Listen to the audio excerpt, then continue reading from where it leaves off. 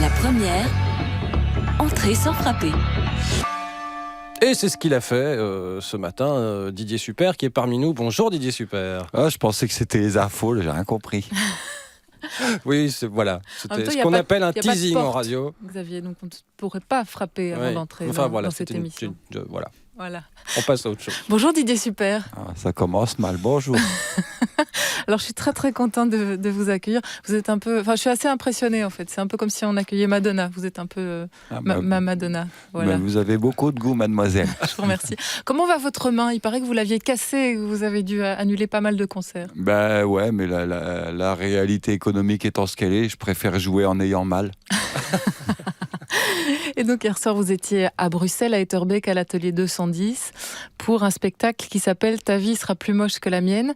Ça s'est bien passé ? Ouais, ça va.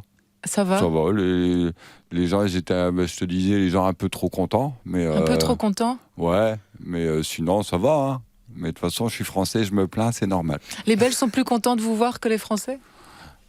Bah, les Français, c'est normal, vu que je suis français aussi. Du coup, ils s'en foutent que forcément, les Belges, comme ils sont pas français et que moi je le suis, bah, ça impressionne, hein, c'est normal. Oui, mais bon, vous n'êtes pas tout à fait français. Enfin, on l'entend un tout petit peu à votre accent. Vous êtes du nord, très nord. Vous venez de Douai. C'est à 25 km de la frontière belge. Vous êtes un peu belge. Mais vous l'avez dit vous-même, il y a une frontière. Et c'est très important. Qu'est-ce que vous pensez de la Belgique ? Qu'est-ce qu'on pense de la Belgique ? Vous êtes quand même des cons. Vous êtes les seuls à avoir vérifié par vous-même qu'un gouvernement, ça ne sert à rien, et vous en avez choisi un quand même. C'est quand même pas très malin, quoi. Vous n'avez pas tout à fait tort, Didier Super. Bon alors, nous, à la rédaction d'Entrée sans frapper, on vous adore, vous êtes un héros pour nous.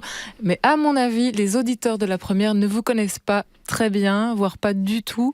Disons que vous êtes un artiste qui n'est pas très très calibré pour les médias de service public, pas très calibré pour les médias tout court. Alors, est-ce que c'est vous que ça emmerde d'aller faire de la promo dans les médias, ou bien c'est eux qui vous invitent pas tout simplement ? Je pense que l'offre et la demande se rencontrent tout à fait. Eux tiennent pas trop à me recevoir, et puis ça tombe bien, j'aime pas trop me lever le matin pour aller parler dans des micros. Donc on est content de passer les uns à côté des autres. Là, ça va qu'on n'est plus tout à fait le matin, hein. Enfin, quoique 10h30, là, donc ça va encore. J'ai dit 10h, allez, d'accord, 10h, ça va. Bon, on va écouter un petit medley, un petit pot pourri de ce que vous avez le mieux faire. Petit extrait, enfin voilà, on va écouter ça. À droite, on n'aime pas trop partager. On préfère assumer tout simplement qu'on est radin. À gauche, on est tellement gentil, on voudrait tout partager, mais surtout l'argent des riches. Alléluia! On va tous crever, on va tous crever. Y'a la fin du monde qui nous guette et nous on fait la fête. On va tous crever, on va tous crever. Mais des fois c'est mieux de parler d'autre chose. Voilà, vous êtes toujours sur la première, vous écoutez toujours Entrée sans frapper. Notre invité, c'est Didier Super. Bon, on l'a compris, vous n'êtes pas un chanteur, vous n'êtes pas vraiment un humoriste non plus, même si vous faites beaucoup rire. Vous êtes un analyste social, ça vous va ça, cette définition ? Moi, je sais pas, sur ma fiche de paye, c'est marqué artiste. Ah oui, quand même. Après, tout le reste, c'est comme pour vendre des yaourts, il faut un rayon yaourt. Et je sais que c'est emmerdant de trouver la. Oui. Ouais. Non, c'est vrai, humoriste, c'est un peu. Je suis quand même beaucoup plus marrant que la plupart. Tout à fait d'accord. D'ailleurs, un de nos chroniqueurs de cette émission, qui est humoriste, qui est Guillermo Guise, qui est venu vous voir hier soir, a dit que si vous ne deveniez pas immédiatement son meilleur ami, il se suicidait, que vous étiez la personne la plus drôle en circulation sur la planète en ce moment. Voilà. Je ne donne pas cher de son avenir s'il fait vraiment ce qu'il dit. Vous avez fait une interview il y a 1 an plus ou moins pour Canal+. Le sous-titre sous votre visage, c'était « Artiste anti-système ». C'est comme ça que vous vous qualifiez, d'artiste anti-système ? Ah, j'ai vu ce truc-là, j'étais dégoûté. Déjà, si vraiment t'es anti-système, tu vas pas parler au micro de la RTBF et encore moins devant les caméras de Canal+. Oui. C'est quand t'es vraiment dérangeant, ils t'invitent pas du tout non plus, quoi. À un moment, faut... Voilà, Je pense qu'on m'a mis dans cette case-là. Je vais arrêter de faire le personnage un petit peu parce que en fait, c'est vraiment tout con, mais j'ai toujours fait passer l'envie de faire avant la nécessité de faire pour l'industrie du disque. Ou ce sont des gens quand même qui sont attachés à un certain rendement. Idéalement, ils ont besoin de 12 titres au format couplet-refrain, pont, refrain, fin, le tout 2 minutes 15. Bim, ils ont besoin d'à peu près ça tous les ans, si possible tous les 6 mois. Et c'est clair qu'à partir du moment où on leur dit non, ton disque, je vais pas te le faire parce que c'est toi qui en as besoin, mais moi j'ai pas besoin de faire un disque. Et moi, mon spectacle, je le veux comme ça. Et c'est mon envie de faire les choses qui passent avant ta nécessité à toi. Dès qu'on réagit comme ça devant ces gens-là, on passe pour des gros rebelles, alors que c'est juste que je suis trop dépressif pour suivre leur format, c'est tout. Oui, il y a quelques années, vous aviez une maison de disques, vous étiez chez Universal, il y a une BD qui est sortie sur votre vie, La vraie vie de Didier Super, c'est ça Voilà, qui racontait en long, en large, en travers cette histoire. On va peut-être raconter la fin de votre histoire d'amour avec votre maison de disques en son. Je peux pas te filer non plus. Je peux pas te filer que c'est fermé. Je peux pas te filer que c'est ouvert, c'est une maison de disques, elles sont toutes fermées. Comment tu veux que je devine que quelqu'un c'est une maison de disques et elles sont toutes fermées? Moi je pensais que pour moi ça dérange personne de pisser là. Voilà. Aujourd'hui. Vous aviez uriné sur le mur d'Universal avant d'être vertement chassé par la sécurité. On sait s'en sortir sans maison de disques aujourd'hui ? On s'en sort beaucoup mieux, madame, sans maison de disque.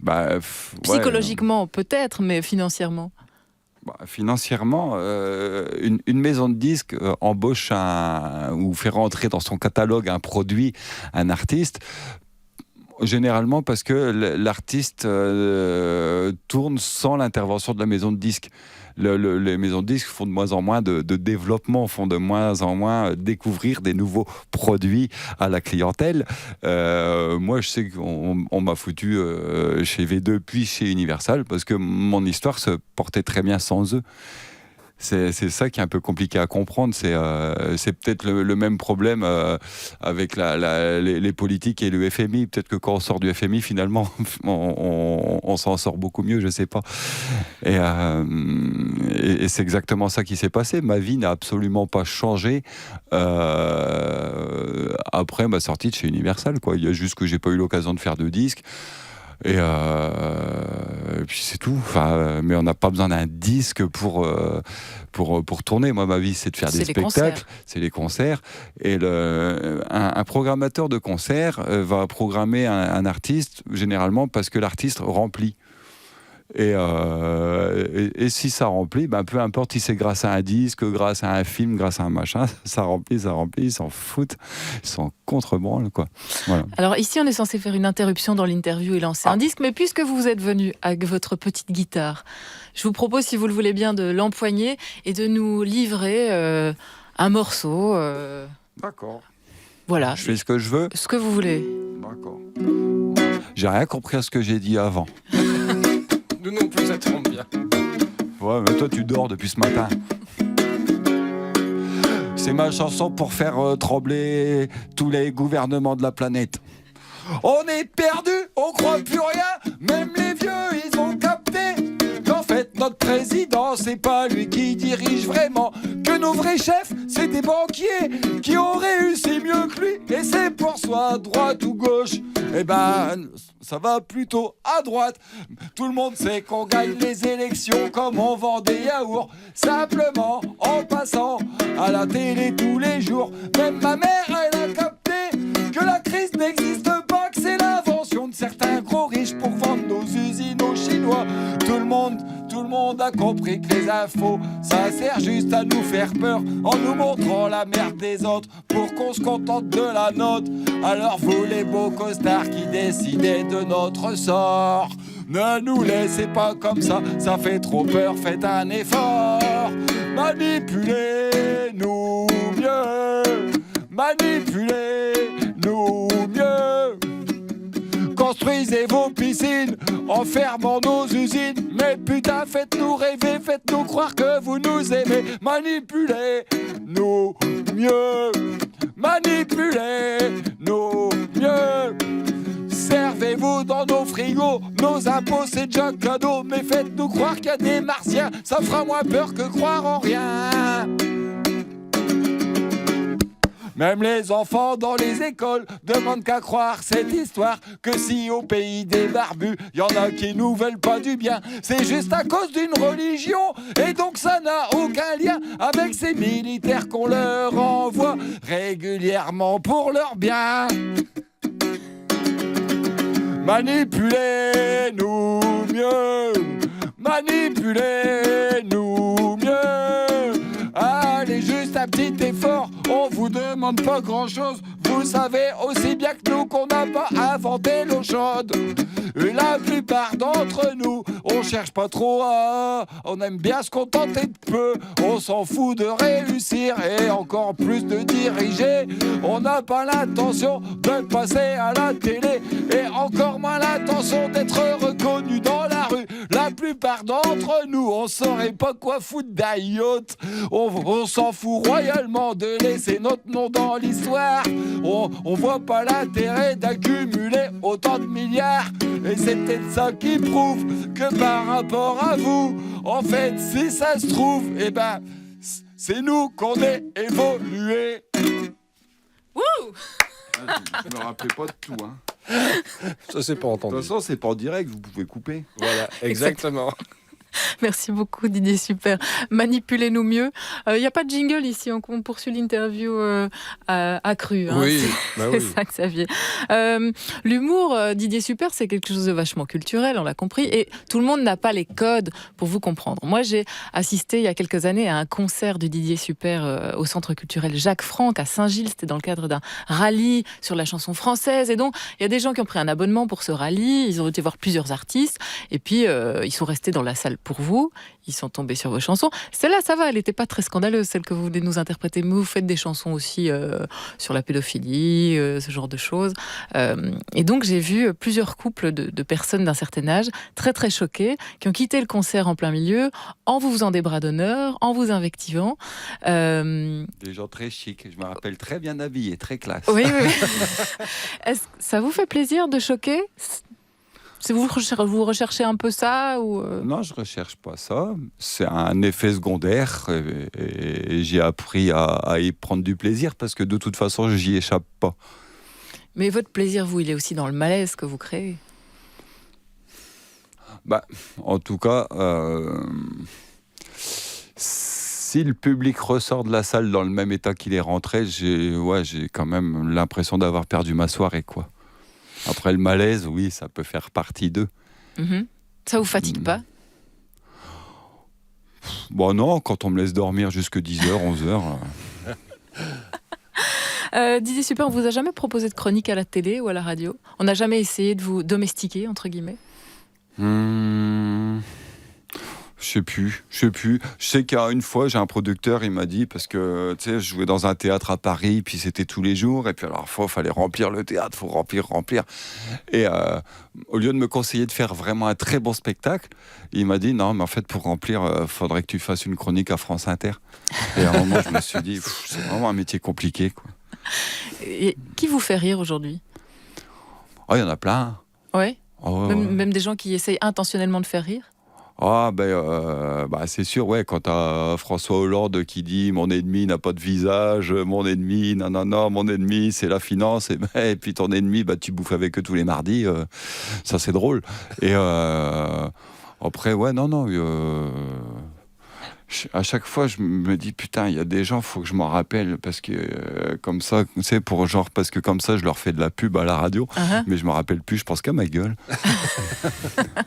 Il y a beaucoup d'humoristes. Quand Nicolas Sarkozy a quitté le pouvoir, on a l'impression que ça leur a un peu cassé le jouet, quoi. Ça leur a cassé le business. Sans déconner. Moi, j'ai cru que le journal Marianne allait déposer le bilan, quoi. Mais vous trouvez que c'est une époque propice au rire, là, en ce moment ? Vous êtes inspiré ? Ça vous donne des envies d'écrire des choses ? Inspiré, c'est pas le problème. Inspiré, ça, c'est... Là, c'est l'époque est riche.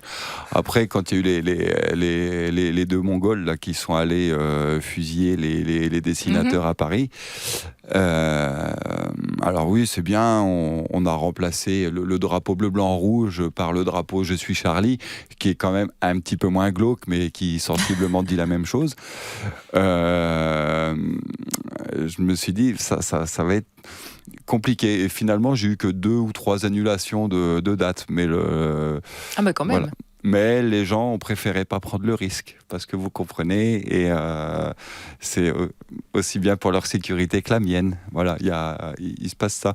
Donc écrire, c'est pas le souci, mais diffuser, ouais, ça se complique. Là, je joue à l'atelier 210. Là, je joue jamais dans des. On peut pas dire que ce soit un vrai théâtre. Hein, c'est une salle de cinéma bricolée. Et, elle est dégueulasse cette salle. Mais si tu veux, les dirlots de théâtre. Souvent viennent au spectacle, dans le meilleur des cas, parce qu'en général ils n'aiment pas quand même. Et après, pour eux, c'est impossible de faire venir Didier Super dans un théâtre parce qu'on est lu, que va penser mon public, et vous comprenez, je suis sûr que vous me comprenez. Hein, moi j'adore, mais les autres vont pas comprendre. Voilà. On entend tout le monde qui dit en ce moment oh là là, aujourd'hui on peut plus rien dire, on peut plus rire de rien. Avant tout était permis, des proches, qui a tué des proches. C'est votre avis aussi? On peut plus rien dire aujourd'hui, et avant c'était une période bénie, on pouvait tout se permettre. À l'époque, il y avait un truc un petit peu plus subtil, mais des proches, oui, il avait raison de dire on peut rire de tout, mais pas avec tout le monde, c'est ça, sous-entendu, pas avec les cons. Et je pense qu'aujourd'hui, on a du mal à faire la part des choses. Dès que tu vas et tu couperas au montage. Oui. Sinon, ça fera juste une longueur de plus dans l'émission. Les gens confondent, par exemple, rire du racisme et rire de l'arabe. Oui. Et c'est quand même pas la même chose. Alors, ça aura le même arôme, ça aura la même forme, mais le résultat n'est pas le même. Et je pense que beaucoup de gens font l'amalgame. Enfin, moi, ça m'arrive dans mon travail. J'aime bien me moquer de l'homophobie. Et certains pensent que je me fous de la gueule des homos. Et ça, je pense que ça a déjà été fait par les Bigard et compagnie, et c'est pas le même métier qu'on fait. Oui, mais ça, c'est parce que vous faites du second degré en utilisant la forme du premier degré. Finalement, c'est assez subtil. Vous faites un pari sur l'intelligence c'est ce que pouvaient faire des proches dans certains cas, d'ailleurs, parfois. Je suis très flatté. Mais là, d'un côté, peut-être que je surestime les gens. Et d'un autre côté, je suis le premier surpris qu'il y ait quand même des gens qui viennent au spectacle. Mais il y a un moment, je pense qu'il faut quand même continuer de se creuser un petit peu la question, quoi. On se moque pas de la même manière d'un homo que de l'homophobe. Et pourtant, voilà. Mais je viens de répéter exactement ce qu'on vient de dire, donc ça n'a aucun intérêt. On comprend ça aussi. En gros, j'aurais dû dire oui, puis voilà. Viens pour le montage, je dis oui, t'as raison, puis voilà. Mais les choses ont l'air de devenir de plus en plus compliquées avec Internet de plus en plus répandu partout, parce qu'avant, vous pouviez vous adresser uniquement à votre public. Maintenant, tout ce que vous faites est diffusé à tout le monde, et donc aux gens qui comprennent pas, qui vous comprennent pas, en fait. Ouais, après, des gens qui sont pas non plus obligés de cliquer sur telle ou telle vidéo, et puis après, Internet, c'est quand même un vecteur assez lâche de réactions plus ou moins réfléchies, quoi. Bon, je pense que c'est l'heure de mettre un point final, malheureusement, à cette interview, Xavier. Oui. Fait lever pour ça. Ou alors un dernier une petite impro à la guitare, je sais pas. Tu veux une chanson? Ouais, une minute. Une minute de chanson. Ah ouais, d'accord, ok. J'en ai une minute. Super. 59 secondes. Attends. Qui c'est le couillon de barbu qui a mis sa grosse ceinture pour aller se faire exploser bénévolement sur un tas de juifs? Maintenant qu'il est au ciel, il est dans l'embarras. Il trouve pas son lot de pucelle marqué en gros sur le contrat. Oh oh oh, oh oh oh. Hey, tu Tu vois pas que si vraiment c'était un si bon plan, tous tes autres copains barbus, ils se seraient jetés dessus avant. Et puis là, v'là le couillon de curé qui pourrait être bien vu par Jésus ne s'est jamais servi de sa bite, à part sur 2-3 petites. Maintenant qu'il est au ciel, lui aussi, il est déçu. Bah ouais les mecs, le ciel c'est vide, y a rien d'autre que des satellites. Il paraît que la direction de la première est en vacances et ça nous ravit. Merci pas la plus beaucoup. fine, hein, mais je l'aime bien. Merci beaucoup Didier Super. Je rappelle que vous serez en spectacle avec une comédie musicale. Ce sera une parodie de conte pour enfants qui s'appelle Ta vie sera plus moche que la mienne. Je l'ai déjà vu. Allez-y, c'est formidable.